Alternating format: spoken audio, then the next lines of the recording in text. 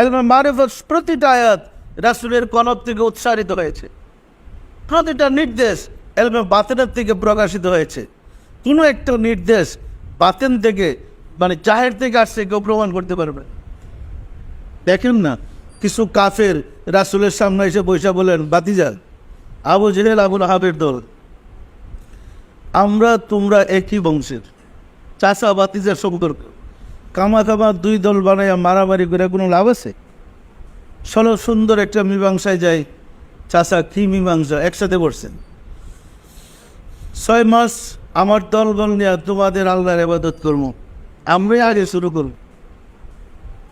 পরের 6 মাস তুমি তোমার দল বানালে আমাদের দেবতার পূজা করবা। কেউ সুন্দর সমাধান, মারামারি নাই, তোমাদের আল্লাহই তাকে ডাকবো। 6 মাস প্রস্তাব দিল। তো রাসূল অপেক্ষা করতেছেন, কারণ ওনার মালিক না বলা পর্যন্ত উনি তো জবাব দিবেন। কি সবার উপস্থিতিতে একদম মজলিসে বসা, এই প্রস্তাব রাখলেন, প্রস্তাবের জবাব রাসূল দিবেন। রাসূল একটু নীরব হয়ে কলবের দিকে খেয়াল করলেন, ওহী চলে আসছে সাথে সাথে। কুল ইয়া আইয়ুহাল কাফিরুন, হে রাসূল কাফিরদেরকে আপনি বলেন, তোমরা যার ইবাদত করো আমরা তার ইবাদত করি না, আমরা যার ইবাদত করি তোমরা তার ইবাদত করো না, তোমাদের জন্যে তোমাদের ধর্ম, আমাদের জন্যে আমাদের ধর্ম। দেখছেন এই প্রস্তাবটা কি আর আল্লাহর জবাবটা কি? একদম পরিষ্কার মজলিসে আয়াতটা নাজিল হলো। আশ্চর্য, সবাই বসে রয়েছে, কেউ আল্লাহ থেকে নেই। তাহলে আয়াতটা ওইটা বাতেন আসছে না জাহের আসছে? রাসূল যখন এই কথা বললেন সবার মুখ সুখ কালাই জারি রেখে।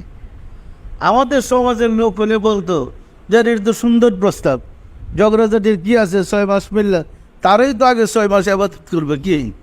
কিন্তু আল্লাহ তিনি পছন্দ করলেন না।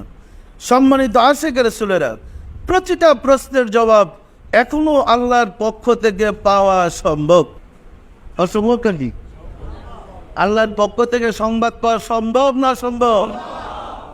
আমরা আগে মনে করছি হুজুর যখন ছিলাম, মানে কলবের বিদ্যা শিক্ষার আগে, যে নবী রাসূল ছাড়া আর কারো কাছে ওহী আসে না। যখন হুজুর ছিলাম তখন আমাদেরই কথা ছিল ওহীর দরজা বন্ধ, নবী রাসূল ছাড়া আর কারো কাছে ওহী আসবে না। অথচ কুরআন আল্লাহ প্রমাণ করেন মৌমাছির কাছে ওহী আসে, মাছির কাছে ওহী আসে। জানেন এই ঘটনা জানেন? পিপিলিকার কাছে ওহী আসে। সুলাইমান যাইতেছে তো পিপিলিকার আল্লাহ ওহী করছে, হে পিপিলিকা তাড়াতাড়ি পালাও, সুলাইমানের সৈন্য সামন্তলে আসতেছে, বাইরে কিন্তু সেপ্টা করে ফেলাই। তো পিপিলিকার কাছে যদি ওহী আসতে পারে, মৌমাছির কাছে যদি ওহী আসতে পারে, মুসা আলাইহিস সালামের মায়ের কাছে যদি ওহী আসতে পারে, ঈসা আলাইহিস সালামের মায়ের কাছে যদি ওহী আসতে পারে, আপনি যদি আল্লাহর পথের সাধক হন, আসবে না আসবে না?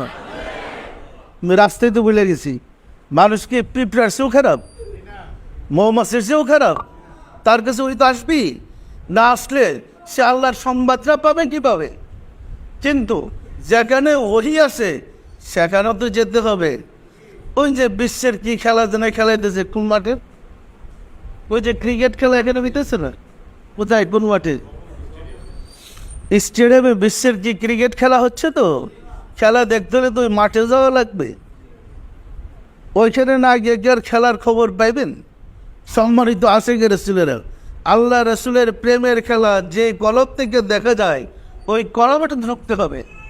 কলবে ঢুকলে তো দেখবেন যে খবর পাইতেছেন, সিগন্যাল আসতেছে, কোথায় কি হচ্ছে না হচ্ছে। পরিষ্কার না পরিষ্কার না? বিদ্যাটা তো শিখতে হবে, না শিখেই ফতোয়া জানলেন যে কোরআনে মারিফত নাই। কি বুকার কথাবার্তা কোন, কোরআনে মারিফত নাই? তো কোরআনই তো মারিফত।